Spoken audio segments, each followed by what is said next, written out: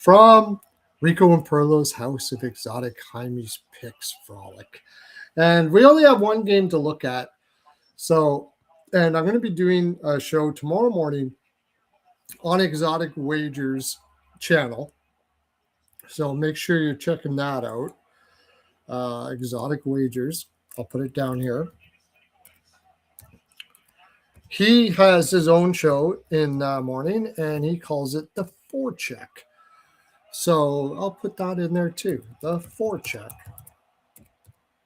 So what I'm going to do is I'm going to do something a little different before I get into my picks for tomorrow's game. I'm going to look at the Edmonton Oilers and what they may do in the offseason and what happened with the Edmonton Oilers. The Edmonton Oilers, I've been saying all year, I've been beating this drum and nobody really seems to listen.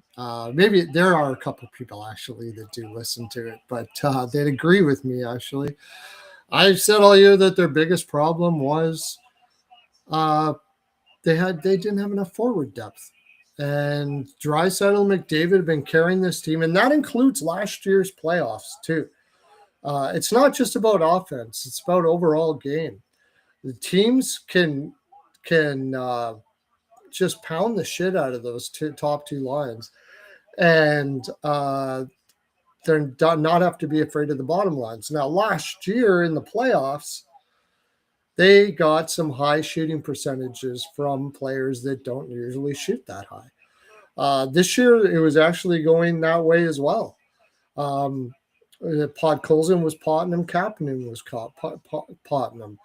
In Anaheim, identified this, of course, probably more than anybody else. Now, they were also hurt, injured. I don't know how injured, but they were probably going to be injured. They just played two finals. Like Florida gets a pass. Everybody's like, okay, they won the cup, made it to the finals twice, and actually they made it to the finals 3 times in a row. So they kind of got a pass. People don't really talk about them missing the playoffs. They've given them an excuse, and I would agree. It is a reason to not make the playoffs. But they had a lot more depth than Edmonton did. Even if you take out Barkov and you take out Tkachuk, they still do. So there's going to be a lot of changes in Edmonton. People are, most people are saying that there's going to be a lot of changes. But the question is, what kind of changes? So I looked at it today. I took a look at it. As to what they may do going into next season. One of the guys that I was like beating the drum on for them to acquire was Shiverkov from Columbus. And I don't know what happened with that. I don't know how much they tried. I have no idea. He's very low salary. I would have given a first for him. And of course, a great analytics guy like Dubas and his team realized this guy's going to be very good, is very good. And sure as heck, they picked him up. So now going into next year, I looked at the goaltending situation because that's what everybody's going to be on is goaltending. You got to get goaltending. You need goaltending. The goaltending is the issue, all that kind of stuff. And I think to a certain extent, I mean, not just to a certain extent, for certainly if you're going to be built like they are, as far as their forwards are concerned, you better have elite goaltending, and they don't. The problem is what elite goaltending are you going to get? They've got 14 plus million in cap space. A part of that is $5 million given to Jari, which is absolutely insane. Apparently, that in that situation, what happened with getting Jari was Skinner was really getting threatened seriously at least seriously in his own mind, anyways, out in public with his family by people and stuff like that, saying outlandish stuff. And he was asking for a trade for a long time, and he finally got fed up and demanded a trade.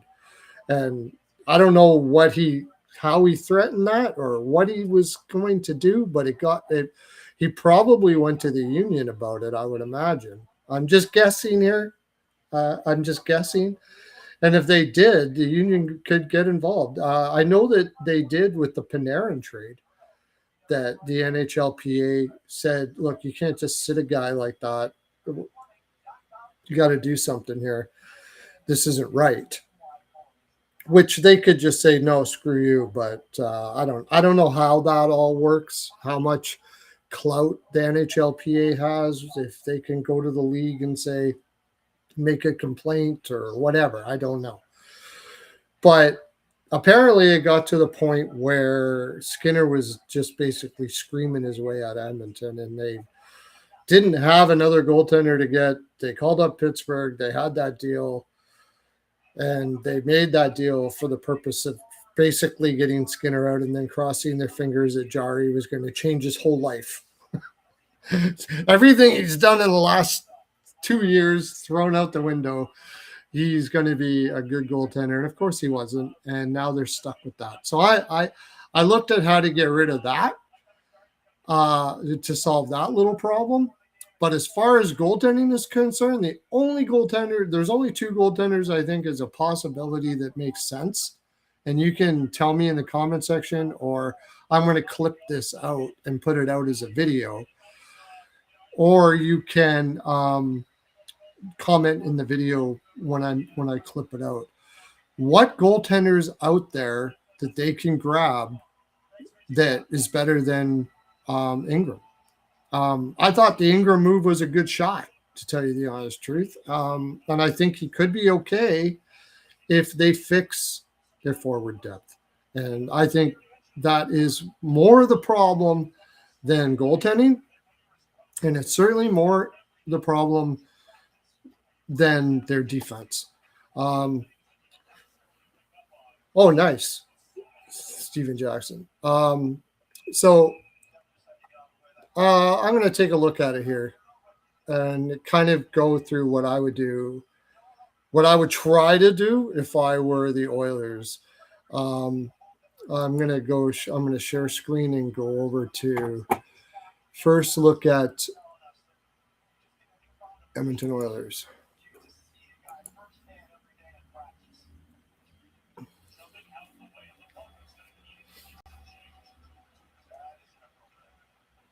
So quickly going down there, I'll go as quickly as I can. I'll go down their lineup and show kind of why I feel that depth is their problem. Ryan Nugent-Hopkins, he had a terrible year. A lot of the players did, and I think again, condensed schedule.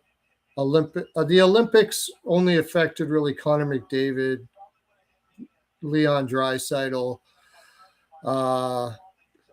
Who else? Ekholm, as far as going to the Olympics are concerned. But it's still, there was a condensed schedule. They had already gone through 2 finals. And before they got Ingram, goaltending was definitely an issue. And forward depth causing defensive breakdowns were an issue. So they were chasing the game a lot. So Ryan Nugent-Hopkins' defensive analytics went to shit this year. Connor McDavid as well. He's actually, if given the opportunity, he's actually a really good defensive player. Like 2 to 3 years ago, he was 75% above replacement. But if you're playing from behind, goals are going in, you got to take risk and play offensive, and that's going to affect your defensive analytics. And it did for Ryan Nugent-Hopkins. Now, I don't know if he was tired this year. He's 33 years old. He's getting up there. He relies on skating quite a bit. So he relies on skating quite a bit. So hopefully he's not starting to see that downturn, because they can't afford that. Connor McDavid, 138 points, almost 50 goals. He did everything for this team. Zach Hyman injured a lot, still got 31 goals in 58 games. He's going to be 34 next year, too. He's getting up there, man. Injuries are starting to take effect. Hopefully he can come back healthy, but I mean, you don't need to worry about that line. That's for sure. I think they come back healthier, get some rest, everything like that will be fine. Vasily Podkolzin, I love him. He's a gamer, okay? He's gotten better every year. He's young. He's only 25. He still has upside. But on a really good team, he's probably not your second line left winger. He can be, depending on the makeup of the rest of your team. But you better have strong depth if Podkolzin is your top LW. He has turned into a really good defensive forward, even against top comp, meaning deployed against top lines this year. He really has. So ultimately, he would be an excellent third line left winger, but can play that top pair. Leon Draisaitl, again, same thing as McDavid. I mean, put up great points. Defensive analysts went to shit this year for the same reasons I said before. They're elite. You don't have to worry about them. Matthew Savoy kind of went the way I said he was going to go. I thought if he could get 30, right around these amount of points this year, that's a good year for him. It's a good year. But he's got a lot to learn about how to play a whole sheet in an NHL type game still yet. He's learning fast, though. He could boost even more next year. I'm not going to say he can't. It's intriguing to see if he'll be able to do that next year. But this year he kind of went the way it was. Knobloch had him up and down, put him up against top lines, and then when he started to pooch out, he put him down, which is what you got to do with young players like that. Then there's the big problem. Now, they went out and got Dickinson, and I was a huge fan of that move, but unfortunately, Dickinson has always had injury issues. But as it stands, I think they have no choice but to give Dickinson a shot and hope he stays healthy. They got 14 point some million left next year. Dickinson was making 2 point something. I imagine he's going to want at least 3.5. And I don't know, he could end up getting priced out of their cap with some of the moves that they're going to have to make here, and that would really suck. But, he could be making like 3.5. I imagine he's going to need a raise. Anybody looking for an elite shutdown center, and I'm sure there's going to be a lot of teams that are interested in it, got to look at him because he's elite. Plays against top lines and shuts them down. Great penalty killer. And if he's not there, they have the same problem as they did last year. Colton Dach, Szymanski, and Frederick, if they sign Henrique to a league minimum, it doesn't really help out much either. That line is not going to be able to compete against top lines against other teams. And that's going to force McDavid and Draisaitl to have to play against other teams' top lines, which they do consistently all the time. And the other thing that causes a problem with is those players get overmatched in the neutral zone all the time. Coming back or getting stuck in the offensive zone, not being able to get back, not knowing what to do in the D zone, either because of lack of, in Colton Dach's case, he's just learning. Josh Szymanski's just learning. Trent Frederick, he just doesn't have it anymore. I don't know, that is a horrible contract at $3.8 million. He's not even a good fourth liner. And in this case, he'd be in the third line. So they're stuck in the same position that they were before. Isaac Howard, he had a good numbers year in the AHL.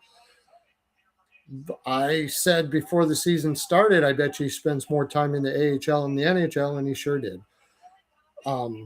I think it would be a borderline miracle if he's able to play top six next year. This guy is a slow burn. He's got to learn to play the pro game, and we'll see. But you can't have him down on the fourth line, so they're going to have to find somebody for that. Matthias Janmark, whatever. Connor Clattenburg, you got to get somebody to play other than him. He can't play in the NHL. He's not an NHL player. So they got a lot of work to do that way. Then it brings you to their defense. Ekholm had a bad year. Again, guy's a beast, but he's 36 years old, condensed schedule, went to the Olympics, 2 finals. Hopefully he comes back and he's back to his old self as much as you can as a 36-year-old. Still a great shutdown guy when he's fully healthy. Evan Bouchard and Darnell Nurse, I'll put them together. Evan Bouchard gets blasted for his defense. The thing about him is, and Darnell Nurse, is they would be better suited for sure. Oh, Vegas scores. They would be better suited for sure to be playing in a man-on-man system. Bouchard is actually not bad defensively as far as what he does in the full ice surface. He pinches well. He knows how to play. He plays the neutral zone well. He positions well. The problem is he's not very good at one-on-ones. He just can't add any physicality to his game, it seems. So when he gets outworked, it looks really bad. And same as Darnell Nurse, when their main bread and butter is passing out of the zone. And if you've got a third line and some wingers on the second line that are overmatched against top lines in the neutral zone, you look up, you got nobody to pass to. They don't know, either they're not aware, not yet learning what they're supposed to be doing, or they're just simply overmatched skill-wise and physically in the zone. And you look up, you got nowhere to pass to, you take that hesitation, and next thing you know, it's off your stick. Or in Nurse's case, he ices the puck or whatever. It is absolutely imperative that they get guys that can play against top competition in that zone if you're going to have guys like Bouchard and Nurse. And if you're going to want to play a system, a zone system that relies on breakouts the way their zone system works with Knobloch. You got to do it. You can't live without it. Like McDavid said, they were an average team this year. And I said that before the season started. That's exactly what they were, based on this problem that they have. Jake Wallman as well. A little better suited for a zone. Zone is basically where you kind of collapse around the goaltender, get your sticks in the way. You try to keep them to the outside as much as possible, which means you need physicality. And Wallman's not that. Bouchard's not that. Nurse can be that, but their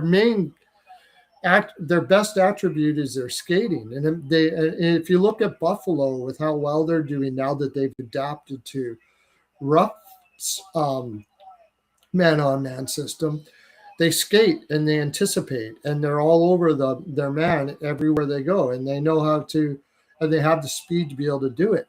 These guys do, but they play a zone, which kind of takes away from them. I think you got to get Connor Murphy back, and if you do, he was making 2.2 last year. I don't know if you can get him for the same price, but now you're looking at about maybe 11 million in cap space if you do sign him for that number, maybe a little more. That's their major issue here. And of course, goaltending, they got to sign Ingram. I don't know if Ingram's going to come back at the same number he had last year. He wasn't terrible. I think there's teams out there that might see a $2.5 million goaltender that can back him up or something like that. So that's going to be tough. That takes more off the cap space. And of course, the Tristan Jarry thing. So Tristan Jarry. How do we get rid of Tristan Jarry's contract? And I have I have an idea on how to do it. And I think I'm going to be calling up the Vancouver Canucks. I think you gotta look at. I think you have to look at teams that are rebuilding, and they're like totally rebuilding. And the only one I know of is Vancouver. Fortunately, if they are rebuilding, you might be able to throw some draft picks their way with Jarry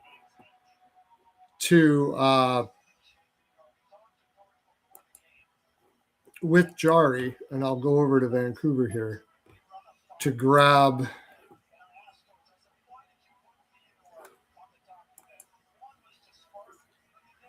Jake DeBrusk. Jake DeBrusk said that he was open to being moved before the deadline. They never did move him, but he is an excellent two-way player. Now, his analytics took a hit this year again because he's playing on a team that's playing from behind all the time. So he has to take a lot of risk offensively and stuff like that. But overall, he's pretty darn good at it. He's a pretty good defensive player. He's only making $5.5 million. So if you sent Jarry their way, maybe like Kevin Lankinen's making $4.5. I don't know how this would work. They would probably have to buy him out, and his buyout, you don't get much cap space. But they have said that they're willing to use their cap space to get draft picks. So I'm thinking you trade Jarry, and I hate to say it, I just mentioned his name, either Howard or Savoy. And second round pick, whatever you got to do. Bo Akey, that's another one of their defensive prospects who's probably a slow burn, to get a Jake DeBrusk to play in that top, play on that top on that. Trying to spit this out. He can play right wing too, and this is the big thing. He can play right wing on the other side of Draisaitl, and that would push Kapanen is another guy that they would have to sign too, and I think they really have to. That would push Kapanen down to the right. He's actually come a long way defensively. He's much better suited as a third liner, and you can play him with Dickinson, and you're looking not too bad. The other guy that I was looking at is a free agent. And, oh, by the way, Jake DeBrusk's father is in the organization, Louis DeBrusk. So there's that. Where is he from? And he's from Edmonton. There you go. He's from Edmonton, Alberta, too. So that, I say you got, if short of finding an elite goaltender, which I don't think you can, they got to fix that. Got to fix their depth, so McDavid doesn't have to take all the minutes against top competition. Getting DeBrusk, which pushes Kapanen down there, he's much better suited on that third line role. And the other guy I'm looking at is over in Seattle. Toronto traded him. He's from Wainwright, Alberta. McMahon from the Seattle Kraken. And he can play the left side. He's 60% above replacement against relatively top competition. He potted 29. I hope he only made $1.3 million. I hope you can get him for $5 million. Now you got rid of Jarry, so you got $5 million to burn. He is from Edmonton, Alberta. He's from Wainwright. They have a tough time getting guys to play for them, but hometown guys generally will come back, and they're close to home. They're at home. You got DeBrusk, you got McMahon. Then that pushes Podkolzin down. You got Dickinson there, and you got Kapanen. Now you have a lineup. You have a forward lineup now. Woo! Now McDavid and Draisaitl can play against lower competition, and you can play those. You got players that can play against top lines all through your lineup, which will give McDavid. I bet you if you did a lineup like this, so McDavid didn't have to play against top lines all the time. Imagine 100. What did he get? 40 points or something like that, playing pretty much against every team's top shutdown lines and top lines all year long. Imagine how many points he could get if he had more chances against third and fourth lines. I think he could get 160, 165 points next year. So that's what I think they have to do. Then, as far as goaltending, you just tossed pretty much all your prospects away. But maybe, because Toronto's going to be looking for cap space. Stolar's had a rough year last year. You just pray to God he can bounce back this year. Throw a third and whatever you can at it. Say you'll take all the cap space back after getting rid of Jari. You're capped out. That's all you got. You hope no injuries happen. And between Stolarz and Ingram, you can hopefully balance it out. But I think the goaltending would look much better if you did this. And finally, the final thing I would do is I think Knobloch's a good coach. I don't think the coaching was a problem. I thought he was really good at being able to utilize his lineup well. I thought he was really good for player development, young player development. I thought he did a really good job with Savoy. He's done a really good job with Podkolzin. He knows how to put them up and down the lineup so they don't kill themselves against other teams' top lines, and as you go, which is really not easy to do. Kapanen's really blossomed under him. I really don't like the idea of losing him, but I really think they have to try to get a man-on-man system there in the D zone. And if you can do that a lot better when you got guys that can get back in the zone and know what they're doing when they're there, because you're going to need your forwards to get back, to be able to know how to get back into the D zone to help out the defenseman in that kind of a system. And DeBrusk and McMahon seem to be able to do that really well, much better, and be able to do it against top competition. So I would go out and I'd give Laviolette a ring. Laviolette he's like one of the pioneers of hybrid man-on-man. He was way ahead of his time when he was doing it back in Carolina days and stuff like that. And he's a guy that gives you like a 2-year window because he burns his players out. No doubt about that. Like, this is, if you want a guy, the reason why he doesn't last long term is players just say, look, man, we can't do this anymore. He expects you to devote all your time to the team, to the game. You can, like, really difficult to have a family and do what he wants you to do. And the physical strain of playing that system is pretty intense. It's pretty intense. That's why a lot of teams go zone systems, because it's easier on the defense. It's not as physically taxing on a defense to play that way. He is kind of hybrid, but most of it's man-on-man, and it is tough. But I think if you're going to have Bouchard and you're going to have Wallman and you're going to have Nurse, it's the way to go. I don't know. Maybe Knobloch can do that, but he hasn't shown it yet. He just doesn't seem to have that philosophy.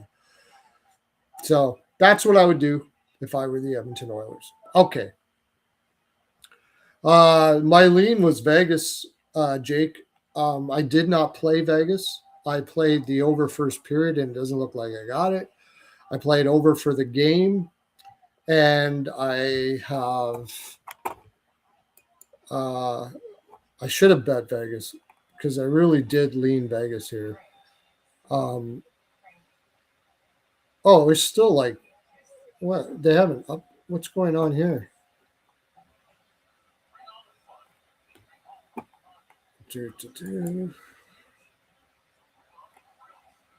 Yeah, first is over, so we didn't get first period over. I also have Carter Hart over saves, and so far Mammoth only has 6. That's not good.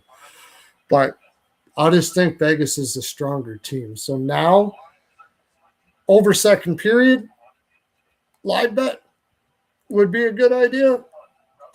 These 1-0 games have gone over second period all playoffs. So that would be something to look at. Both teams to score second period would be pretty good. Mammoth is gonna have to open it up, but the Golden Knights look really strong tonight. They look like they're putting it away. Where can you get their -1.5 at?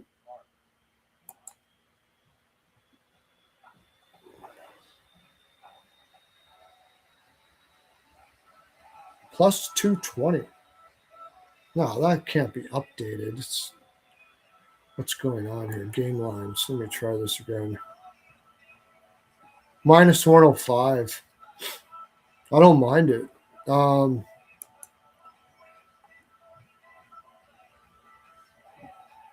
Vegas team total over 3.5. It's probably not a bad look. They get another one in the second, and then, yeah, it's plus 100. I don't mind that. That's my lean you're asking, Jake.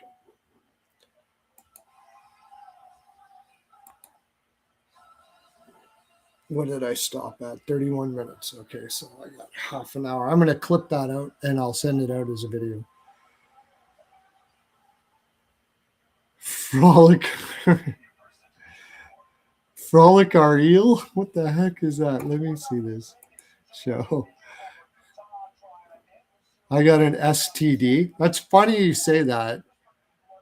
Frolicaria.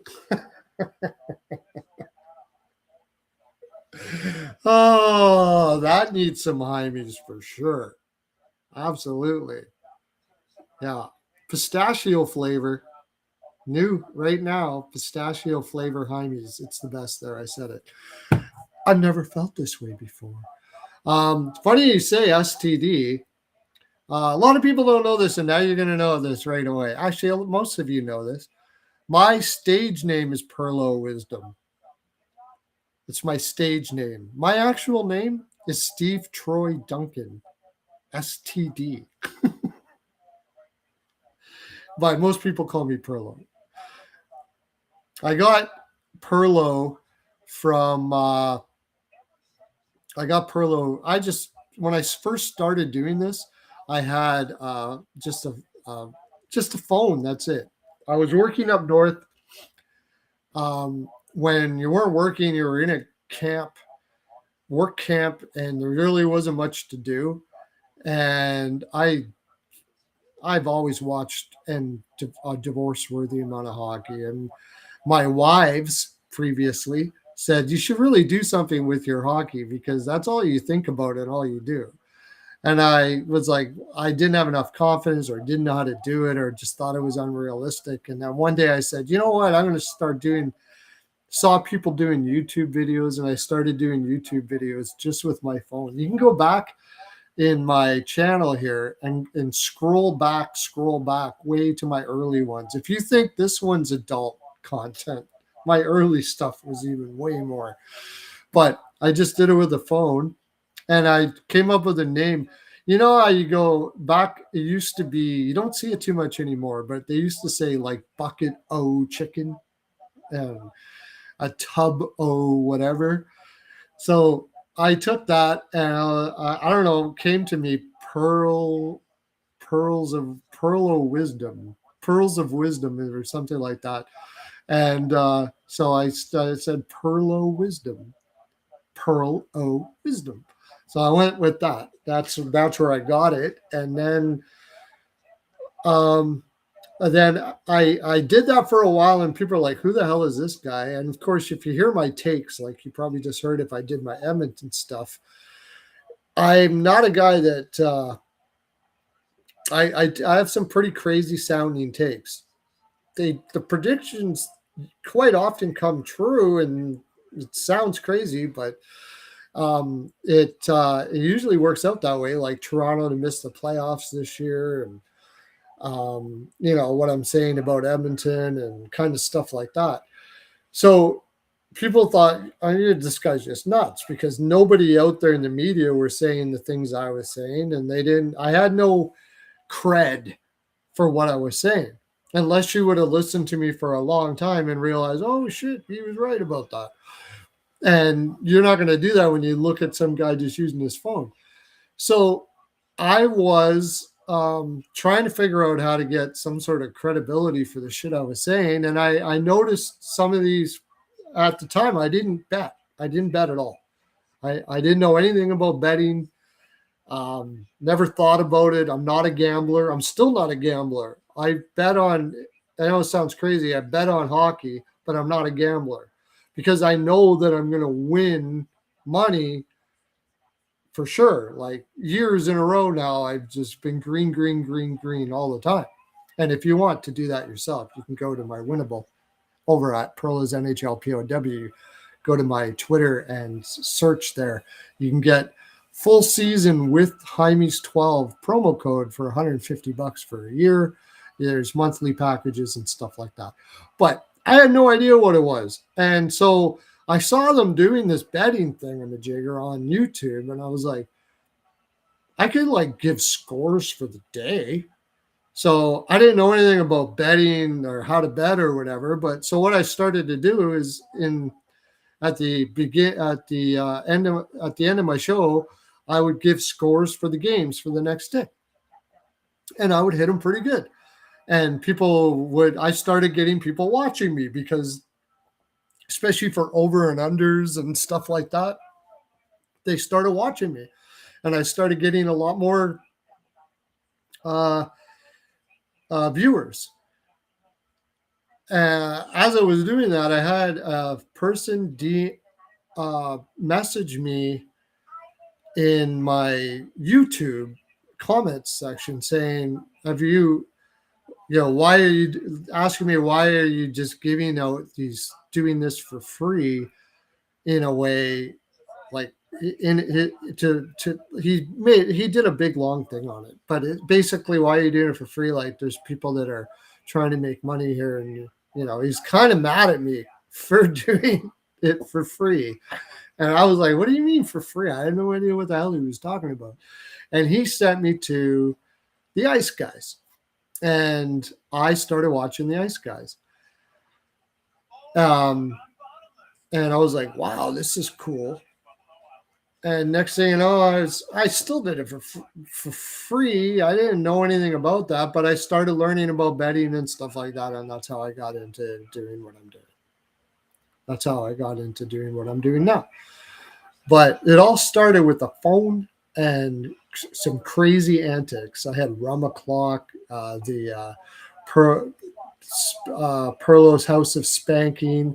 I also had something called Twister, well-lubed Twister tournaments, where I made up like fake teams, and I reported on every day who won the tournament or who won the match.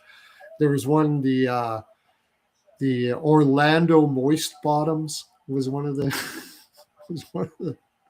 names of the teams and stuff like that. And the funny thing is I did all that. I would get comments in the comment section. This was when like big feminist movement was going on. And I guess it still kind of is, slamming me for objectifying women and all that kind of stuff like that. And when I did it, it was just funny. So I had this idea that what I was going to do is eventually, when I got big, I was going to go to a senior's home and ask them if I could do videos of them playing Twister. And I was going to put it out there. It was going to be like these old ladies. And all the names of the ladies were like Helen and Olga. Guys, like old ladies' names, Rose. Yeah. But I didn't mention that the idea was it was like elderly people. So it would have been really funny if I did that, but it was really fun. So that's where I got Hymes body lube and all that kind of stuff like that. I used to do the Hymes body lube thing back then. I still do it today. Anyways, I guess after all that, oh wait, what do we got in the comment section? I'm having way too much fun.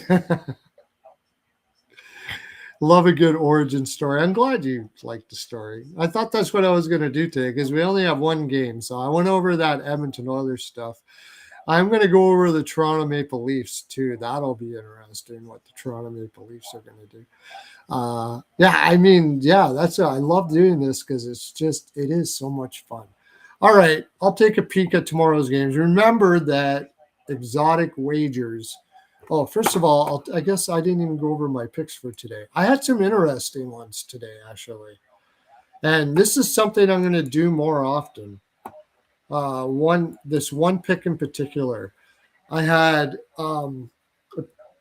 in-game parlay for the Boston Buffalo game. No team to score. How did it say that? Both teams to score first period, no. Meaning, as long as, and that was at minus 245. So it was 2-0 Buffalo.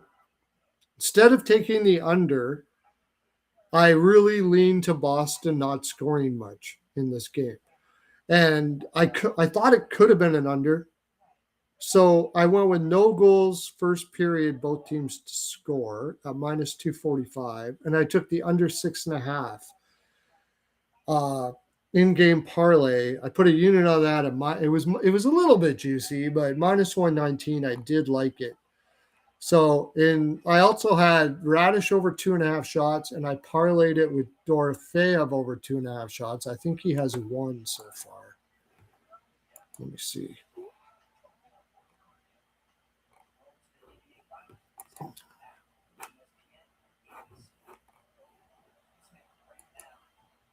Yeah, he just has 1.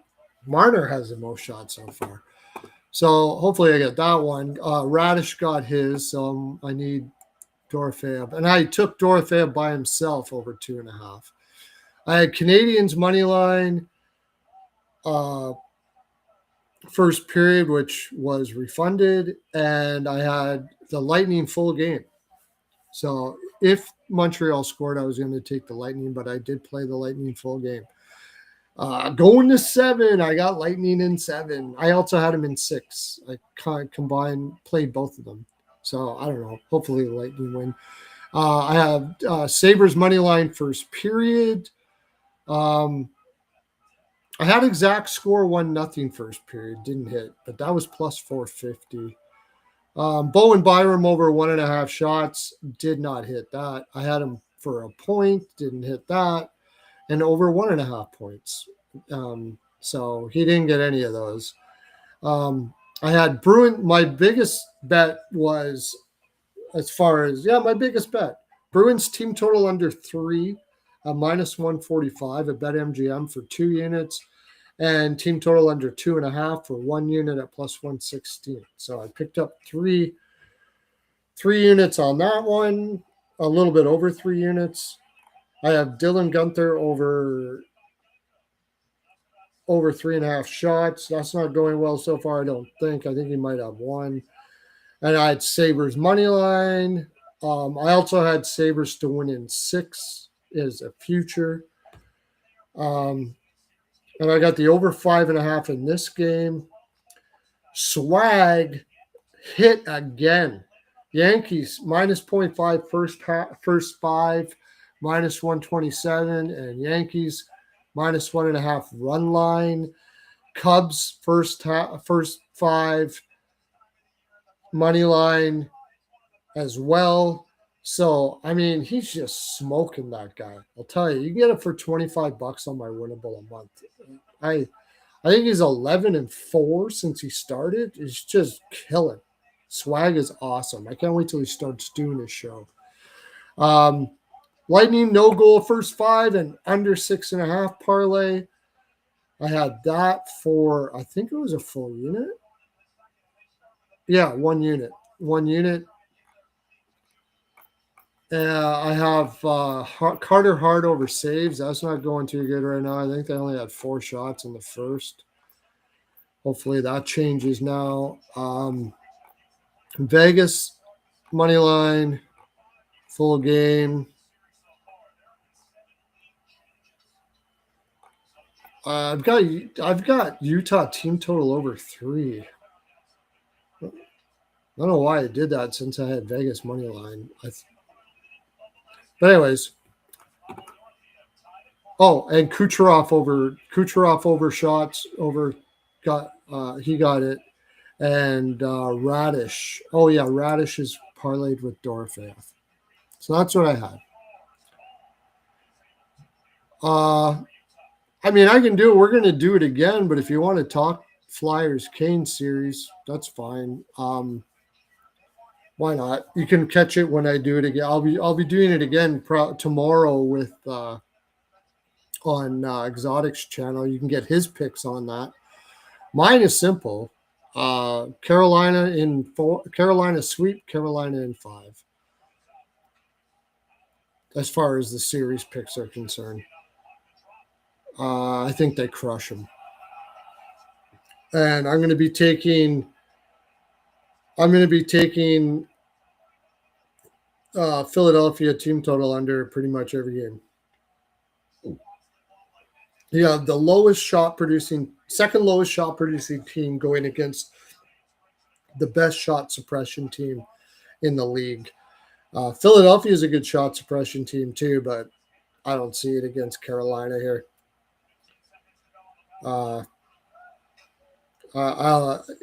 Vladar over saves.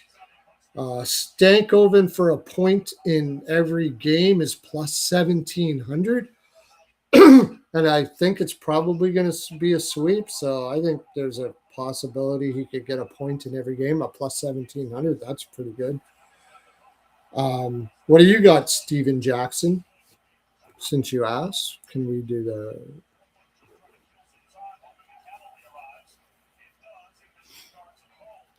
What do you got, sir? You got Krebs. Nice. Way to go. 6 shots they got. Oh, come on. Will you start shooting on goal, Utah? Jesus Christ, man. Hart gives up tons of rebounds. That's real. That's why I thought they were going to get tons of shots here. Hart gives up tons of rebounds. They're playing too much with it again. They got killer shooters on that team. They should be just freaking smoking that net.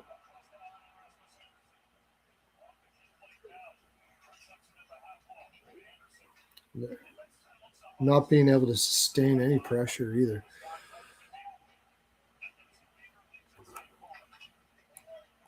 I wonder, is Steven Jackson still there?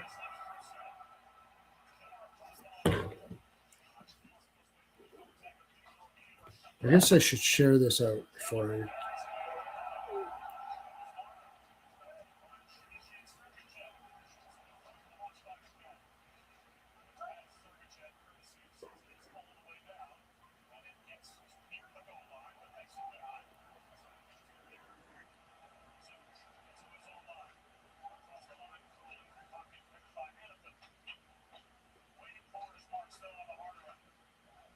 I'm just going to share this out quick. Forgot about it.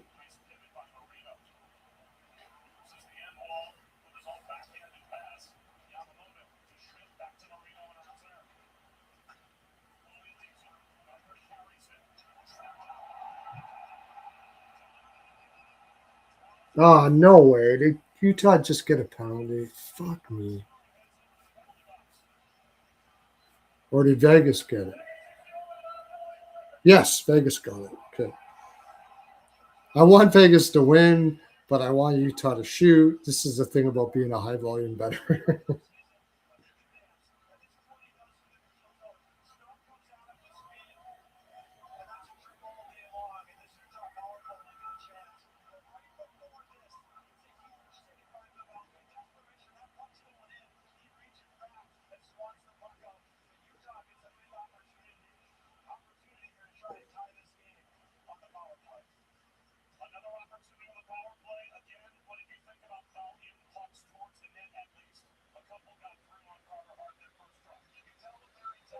There you go. No, I probably didn't see your comment.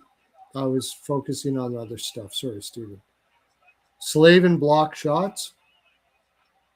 I don't know. I don't know if Carolina's going to have to block a lot of shots, Steve. I don't. Should I call you Steven or Steve? Steven. I'm a Steven too. So team total under, yeah. Ehlers over shots. Yeah, I could see that. I had a cool one. Delorier for a goal. I don't know if you can find it anywhere, but Delorier for 1 goal in the series. I don't know how much he's going to play, but it's just a cool bet. Delorier against his old team.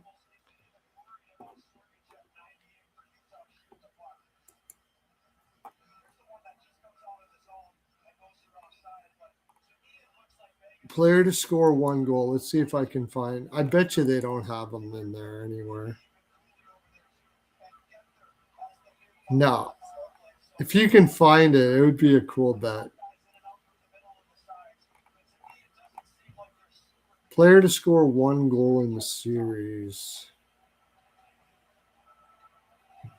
Yeah, not getting good value there.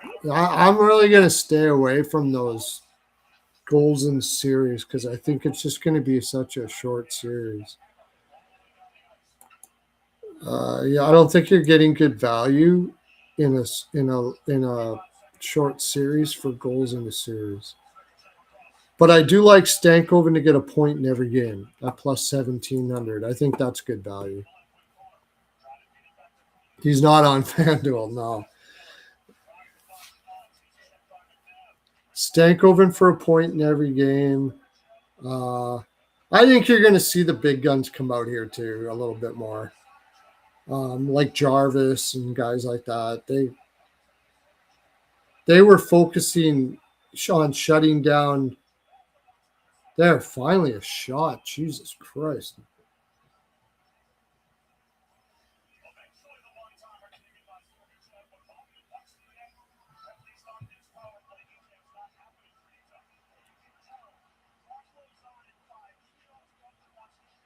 That was 1 save.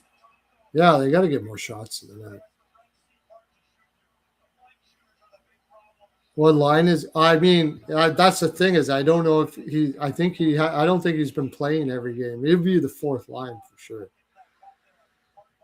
But I could see him like going on the ice when it's like 4-1 or something like that and getting an empty netter in game 4. You know, something like that. I could see Brindamore doing something like that.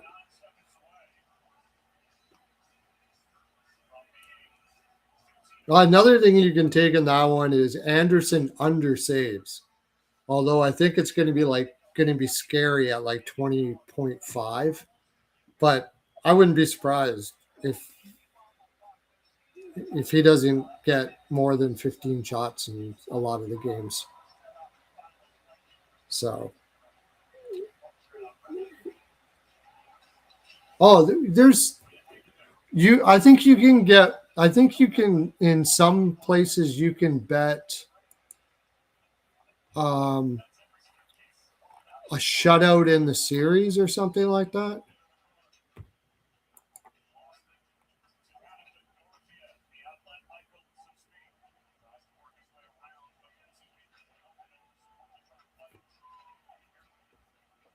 I know in FanDuel you can bet a team to get over a certain amount of goals.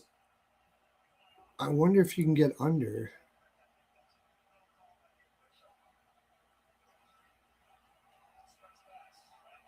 No, you can't. You're just taking Carolina minus 1.5 to cover your bet in case it does go 6, minus 142 or whatever. Just to cover if you take 5 and 4 like I am, I'll take the minus 142 and if I hit all of them, then great. If it does happen to go 6, then at least I covered my first 2 bets. So I'll do that.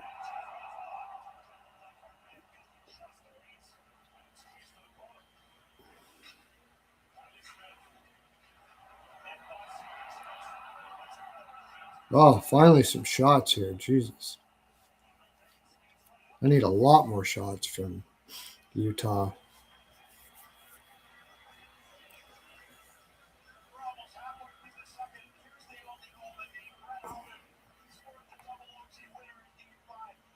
Yeah, series exact games. 4 games is plus 550. And 5 games. Oh, it's gone down. I got a better price. I was like plus 300 for 5. Now it's like really, if you're gonna bet it, you got to get on it.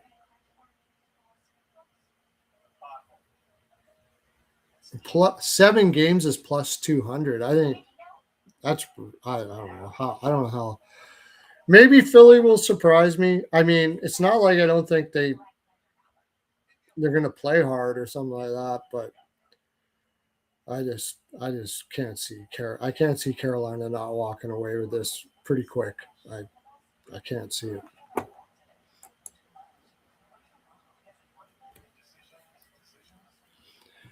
Blake assist leader. I don't even know. Did he get lots of assists?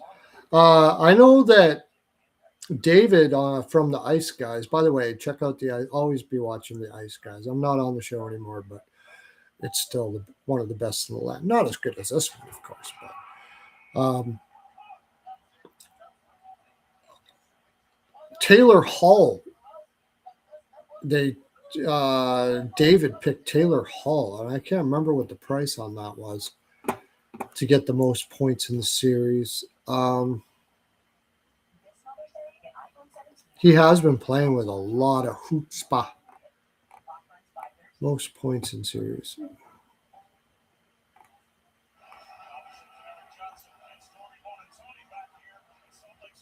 thought I just saw that.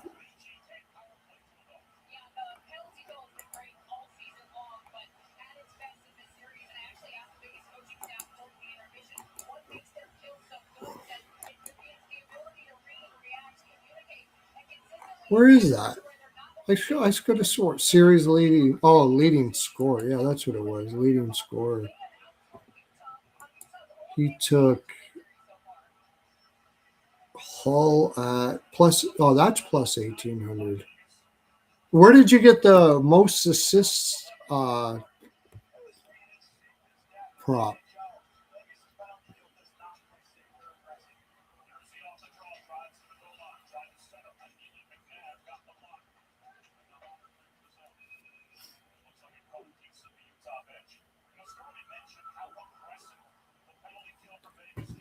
Plus 500 on Fanatics? Really? That much of a discrepancy?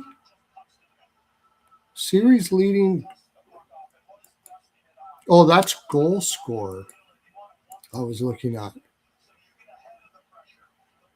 You think that would be better than that?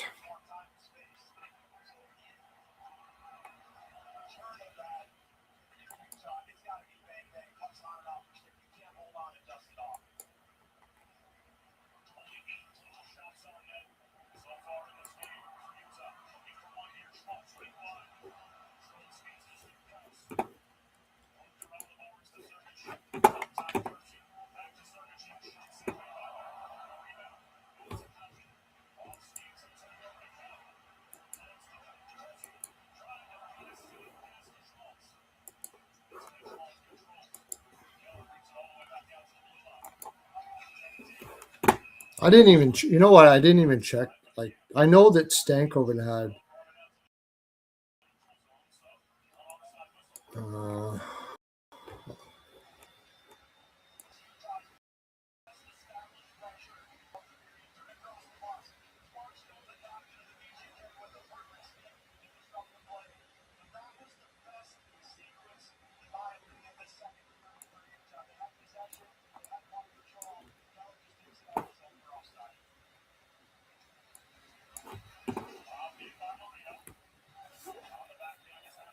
Well, I'm not going to get the over in this game. I don't think.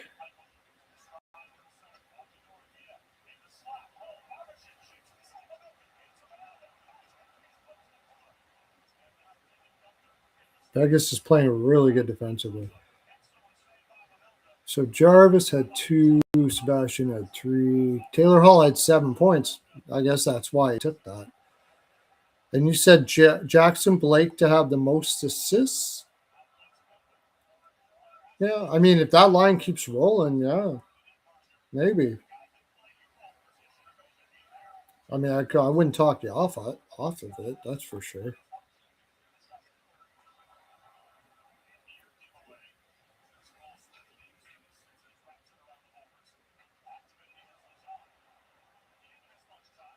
Andre Miller had quite a few, too. Yeah, Nicholas Delorier only played 1 game in the Ottawa series, so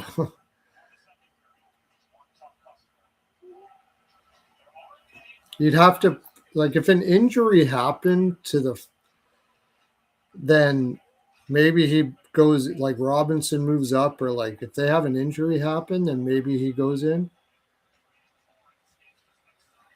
But again, I can't even find the prop, so no, finally they're starting to shoot Utah.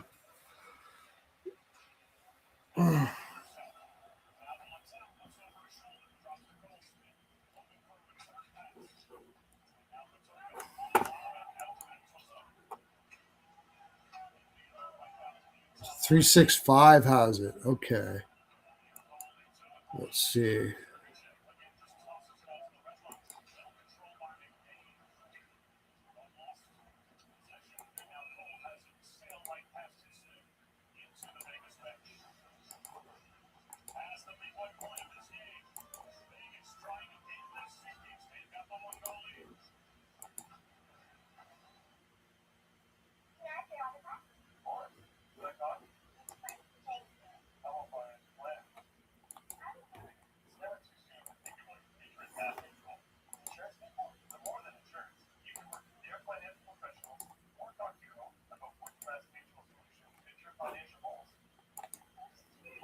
Oh yeah, let me see these series bets here for Bet365. I should have known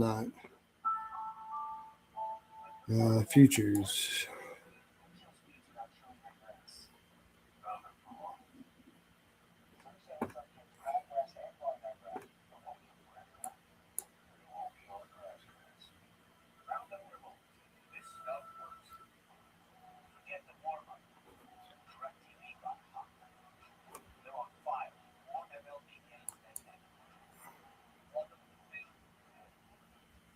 Most points in series matchup. Let's take a look at that.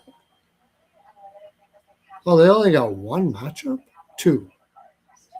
Gosh Spear versus Trevor Zegras.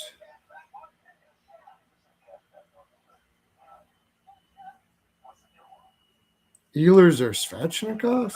That's weird. Why would they have the same? Oh. I mean, I would take. You're not getting a good enough price, but I would take Gosh to Spear over Zegers. But that's all they give you is those 2. Okay.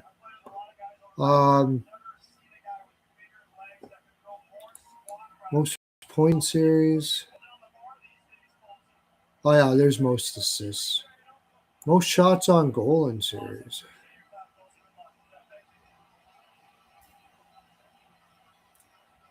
Svechnikov at plus 650 isn't a bad look on that. Stankoven at plus 2200 isn't a bad look.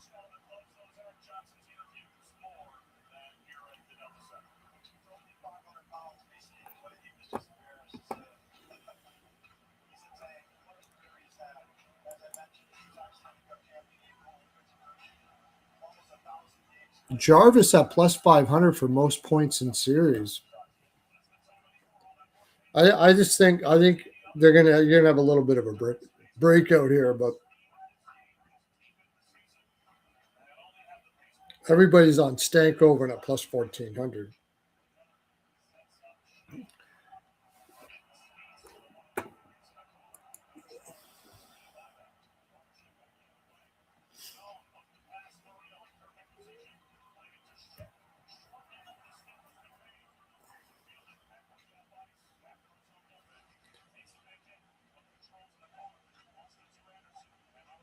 All right. Well, we'll look at tomorrow's game then.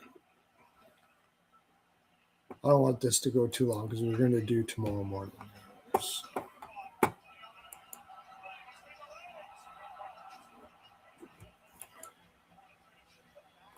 That's Philly, Carolina. Right? So we're looking at tomorrow's game.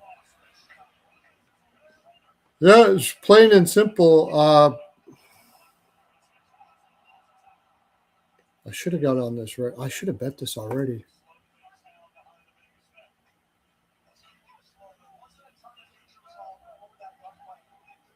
Philly team total under.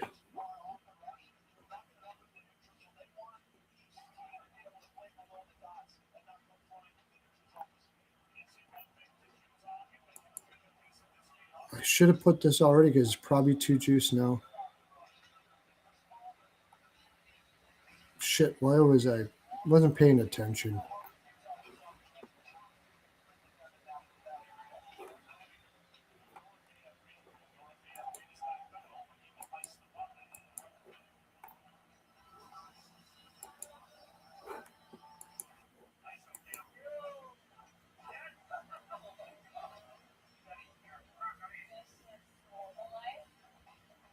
-1 is that -135?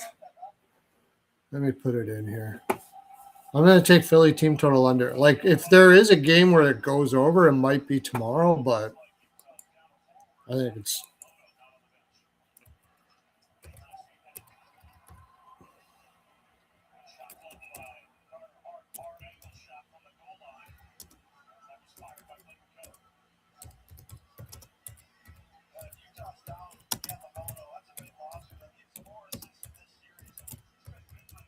oh Utah Yamamoto's hurt.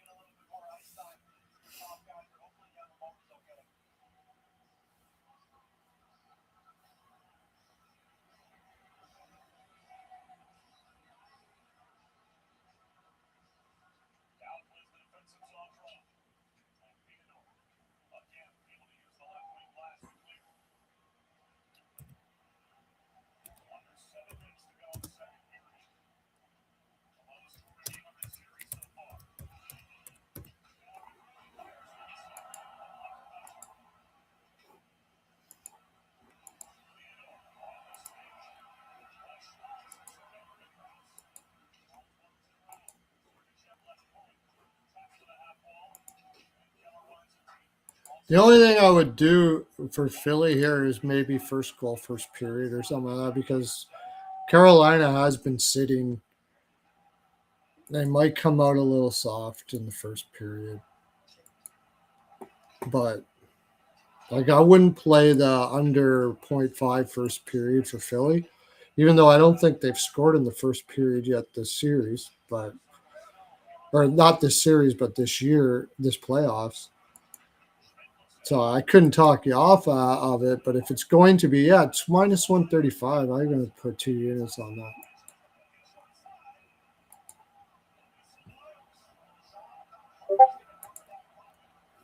Let's see if I can get.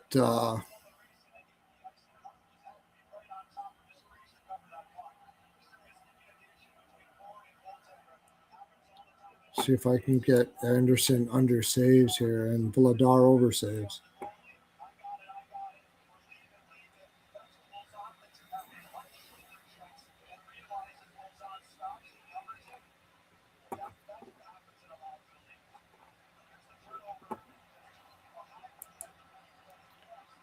Probably don't have. I don't know. Is it player props?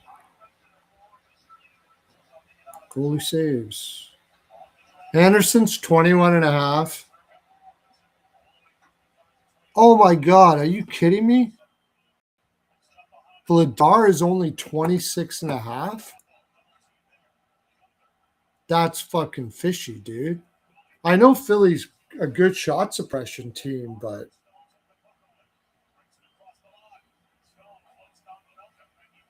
oh my God, that's fishy.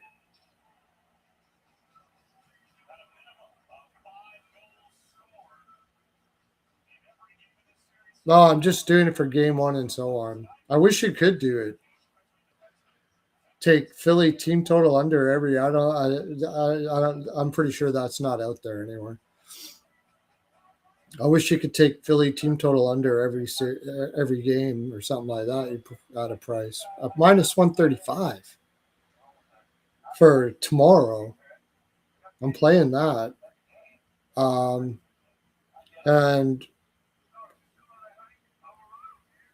I don't see how you don't play Carolina or Vladar over saves. I know Philadelphia's a good shot suppression team, but so is Ottawa, and they still got plenty of shots on them.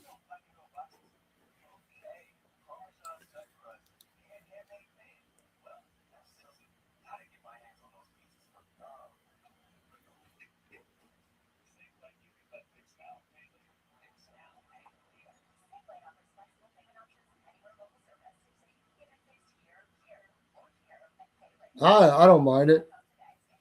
Minus 135. I don't mind that. Minus 131. I don't mind it. I'm not afraid of those of juice if I'm not sure of it. I if this goes 7, I will be like, maybe I'll quit betting for the playoffs. Seriously, like holy shit, dude. I mean, Philadelphia plays a 1-3-1 and a collapse defense against a man-on-man all over the ice, way faster team with rest. I mean, way faster team, way better team. Like, what's Philly going to do against Carolina? Like, how are they haven't shown that they can change up their system at all.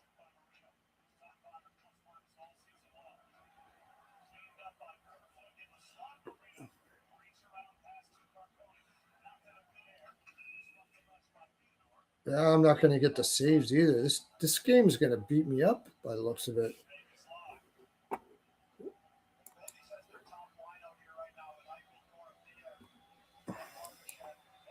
Unless it goes to it. Unless Utah can bring it to a draw at least. Yeah, Dorofeyev only has one shot. Fuck. And now it's getting to the point where they're going to be shutting it down because that's what Vegas does. Ouch.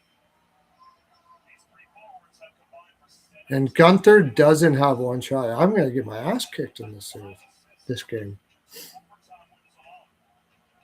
Gunther doesn't have one shot. They shut him down.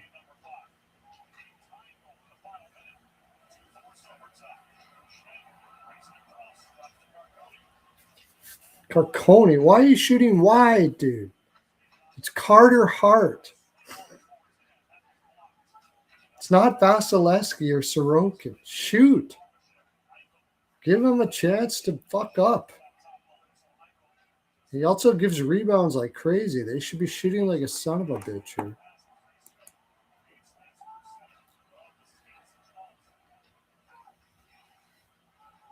So yeah, the way I see it is you take Carolina in exact series 4-1, exact series sweep, and then you take the minus 1.5 at the same bet to cover your bet if it does happen to go 6. And then all you're doing is betting that it doesn't go 7 or Philly doesn't win in 4, 5, 6, or 7. And if it does go sweep or 5, then you hit all your bets.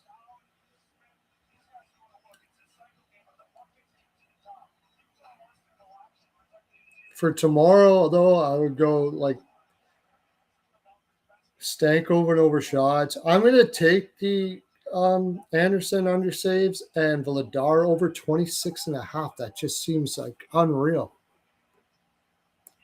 I know Philly's a good shot suppression team. Like, I don't like to look in the regular season because it doesn't really mean much.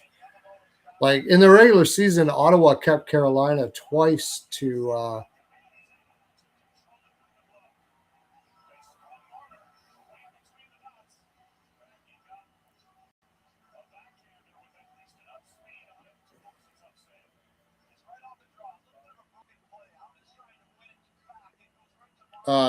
to 19 shots. Now, head to head, they kept them to 26. They did a pretty home shots on goal. They kept them to 26 April 13th, which is pretty much like the end of the season. Carolina got 32 at home, and they were 4 draws in a row.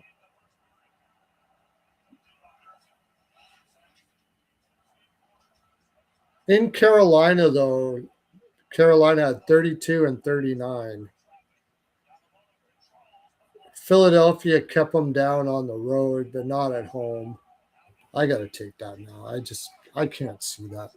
Unless Vladar gets totally lit up, I can't see them not getting 26 shots. I can't see him. I can't see it. You got to bet it.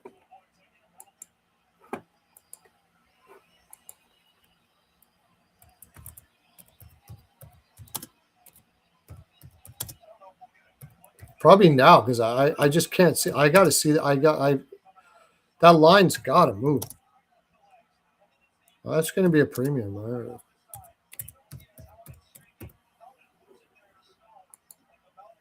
Hope I'm wrong. I mean, the only thing maybe Carolina's a little soft tomorrow because they've been. But if they are, it would be a tight game. Maybe. I mean, everything says that should go over to me. I'm surprised you're getting a 26 and a half. It's almost fishy.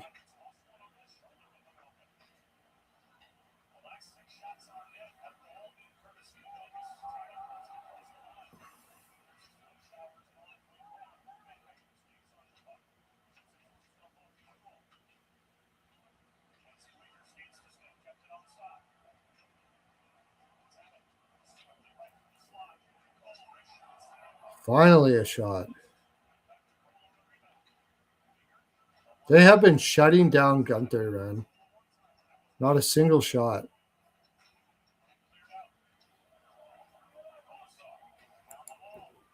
This is going to be a premium.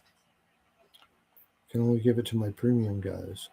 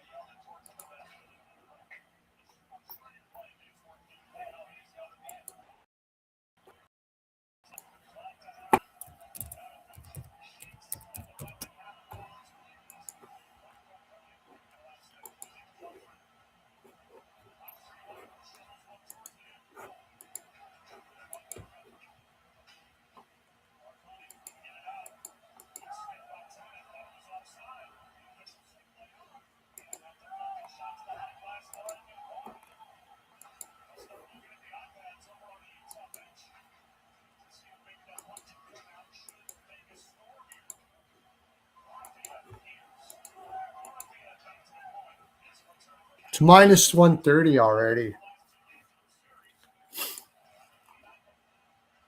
Well, I'm going to put 4 units on it. I don't know. I can't see how that doesn't hit.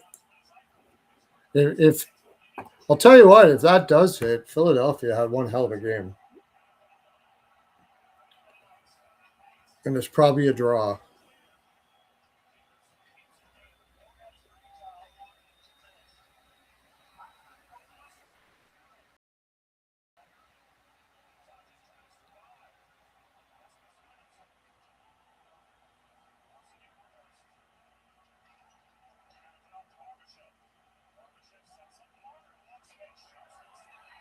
Oh, Vegas scored.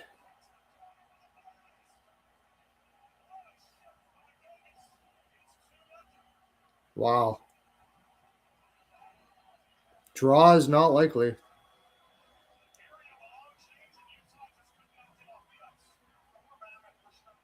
Marner. Oh, the Leafs fans are going to be. Marner scores a big goal in the playoffs. Imagine that. Top corner, just freaking boom.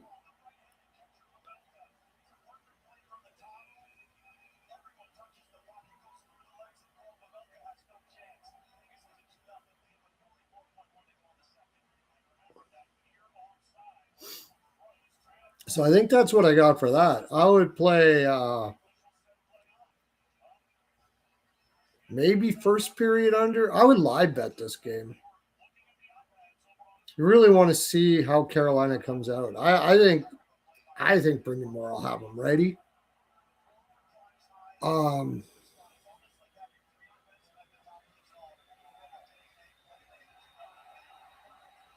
yeah, I think Brendan Moore will have them ready. But it has been a trend that teams off of long layoffs lose first periods. It's just I might be selling Philadelphia short, but honestly, if Carolina would have played Pittsburgh, that's a sweep, man.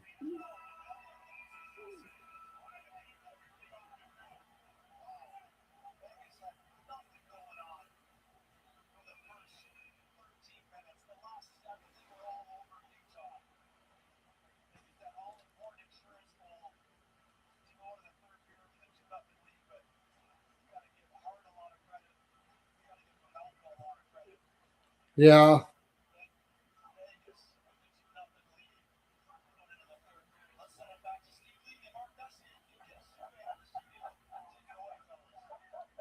maybe. Then even then, if it is a 2-1 Carolina win, then I definitely like Vladar over saves.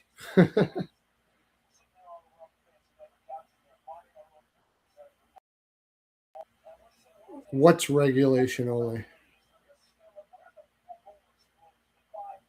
No, no. What was minus 102? Stone under game. What do you mean stone under game? What was that about?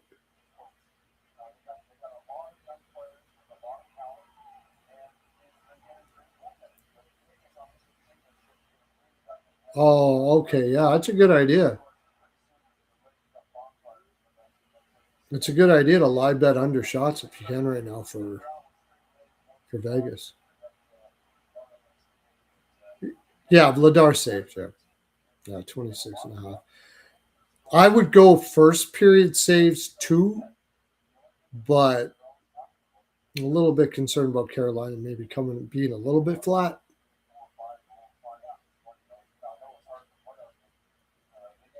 The only thing I don't like about it is if about Vladar over saves. If they come out a little bit flat, they have a tendency to slow down in the second period.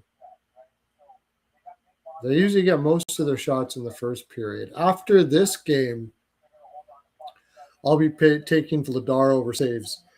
First period, hopefully it's a 9.5 at a decent price. Because usually they get a lot of their shots right away. Oh, regulation only is what you're saying. Okay. I don't think it goes to OT, no. So it's not a bad idea. Take that. What would suck is, of course, if Carolina gets up 3-1, 4-1 or something like that, and then they don't get it. But that's why I usually put heavier on first period with Carolina. Because they usually come out screaming, shooting from everywhere. And then I'll put lighter on full game because if they do get up, they still shoot even when they're up though. Even when they're up 2-3 nothing, they still shoot from everywhere. Smart because I mean, I don't know why more teams don't do that. You know, you're trying to protect the lead. If you're trying to protect the lead, why not shoot at the goaltender, let him catch it, and force him to cover it up? Then win the face-off, and you've got more possession. Plus, you slow down the game. They got to redo everything again.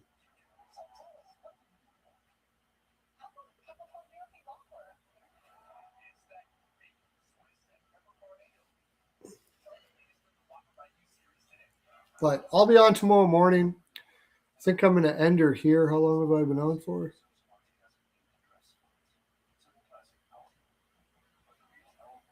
Oh, an hour and a half. That's plenty. Thanks for coming in, Steven.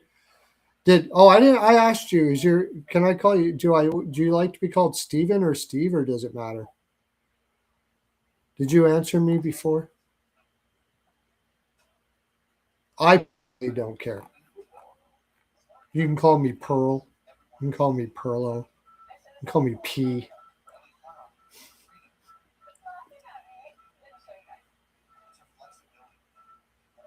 Yeah, I mean, my 9 is minus 135. That's not bad. I'd give it a little. I wouldn't put. I'd lessen the bet that I normally would just because of what I said. But on the same note, Brendan Moore's probably going to say we got to get our legs going early. Shoot. So, oh, you did answer, Steven. Okay. All right, guys. Thanks for coming in, everybody. Woof. And all of that. You can check out my bets earlier. Also, check out my little spiel on the Edmonton Oilers before I got started on what they should do in the off season. I got an interesting take. Very interesting. Pearlo dance for the land. Pilates. Finger Pilates. So you can tap that like button. Tap that like button. And we'll be on tomorrow morning at 10:30 a.m. on Exotic Wagers channel. If you would like to get all my picks for a calendar year for $150, you can go to Pearlo's NHL POW. It's pinned to my Twitter up on the top of my profile. You can hit that. And a calendar year would be from now until like next year at this time. And you will get that forever life, because unless you cancel, then you don't. But yeah, 400 and some odd units I'm up this year, 450 for something like that. Anyways, so many units, who knows? And usually up between 350 to 750, somewhere around there. I've had my biggest year was 753 units. I think my worst year was 349, something like that. That was my third year. I struggled that year. So jump in there, and of course you get the baseball picks as well. And swag is crushing. Also, you can get a monthly package too. There's lots of ways you can do it. It's just the best value is the year. Pearlo dance for the land. Got to go. I have to tomorrow after. We have to make sure Hernandez Main gets all the new. We got new Pearlo copters coming in. And so we have to take him out for a spin and make sure everything's all right. And, like all the electricals working good on it and all that. And he's coming in he's in Iran right now. He'll be in tomorrow morning, and he drives them around and checks them all out and does all that kind of stuff like that, because I'm not going to do it. That's for sure. That's what I pay him for. Have a great day, everybody. See you tomorrow morning. Enjoy the